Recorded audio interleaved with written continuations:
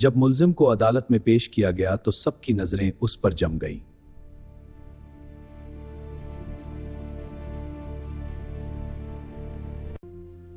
क्या यह सच है कि तुम्हारे पास से कुत्ते का गोश्त मिला है? नहीं जनाब जज, ये सरासर झूठ है। मान कहा हुआ है। तुम इंसानों को कुत्ते का गोश्त खिलाते हो? HK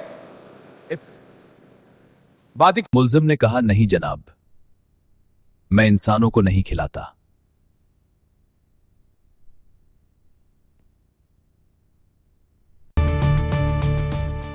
जज हैरान हुआ, तो फिर किसको खिलाते हो?